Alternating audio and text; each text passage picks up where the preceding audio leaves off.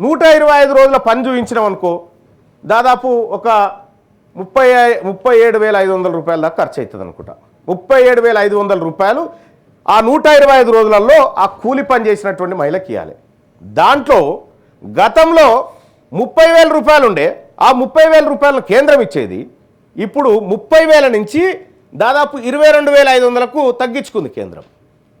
22,500కు తగ్గించుకొని 15,000 రూపాయలు ప్రభుత్వం రాష్ట్ర ప్రభుత్వం ఇవ్వాలి, మిగతా 22,500 రూపాయలు కేంద్ర ప్రభుత్వం ఇస్తే అంటే ఒక్కొక్క మనిషి మీద 7-8,000 రూపాయలు మిగిలించుకుంటున్న ప్రభుత్వం సార్ కేంద్ర ప్రభుత్వం. మాకు పని దినాలు పెంచినావు. ఇంకా దీంట్లో చాలా విచిత్రంగా ఉన్నాయి సార్. ఏంది వ్యవసాయ సీజన్లో వ్యవసాయ కూలీలు దొరకాలన్నట్టు. ఎవరికి సార్? వ్యవసాయ గ్రామీణ ప్రాంతాల్లో వ్యవసాయ కూలీలు సార్. తమరు కూడా వ్యవసాయదారులు సార్. మీ బాయికాడ్ ఏంటన్నా ఇప్పుడు కలుపు తీసేటోళ్ళు కానీ నాటేసేటోళ్ళు కానీ లేకపోతే వరికోత కోసేటోళ్ళు కానీ ఉన్నారు సార్. మొత్తం యంత్రంతోటే కదా పని అంతా యంత్రాలతోనే జరుగుతూ ఉంది. ఇప్పుడు నాటేసే యంత్రాలు వచ్చినాయి, కోత కోసే మిషన్లు వచ్చినాయి, ఆన్నే ఏది బాయికాడికే వచ్చి చేస్తూ ఉన్నాయి, కలుపు జల్లేటి అవే ఉన్నాయి.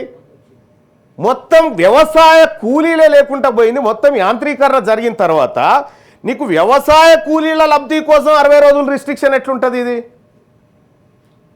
అంటే క్రమంగా కేంద్ర ప్రభుత్వం ఈ పథకాన్ని నిర్వీర్యం చేయాలనేటువంటి ప్రణాళికలో ఉంది.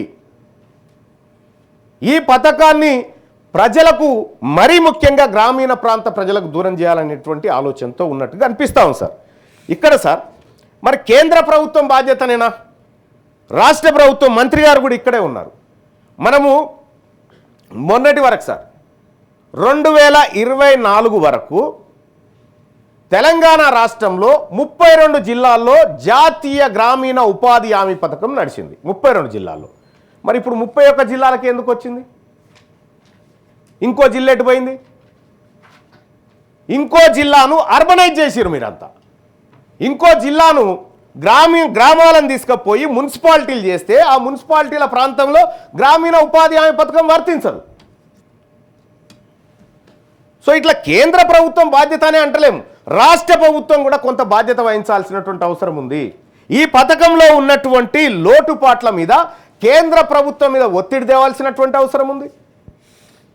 పథకం పేరు ఏదనేది మాకు అభ్యంతరం లేదు సార్. పథకాల పేర్లు మారితే కాదు సార్, మా తలరాత మారితే మాకేమో ఆనందం. ఇక్కడ ఈ పథకం ద్వారా రాష్ట్ర ప్రభుత్వాల మీదకి భారం వేసి మాది మేము ఇచ్చేసినాం షేరు, ఇవ్వకపోతే మిగతాదంతా వాళ్ళ బాధ్యత అనేటువంటి పరిస్థితి సార్.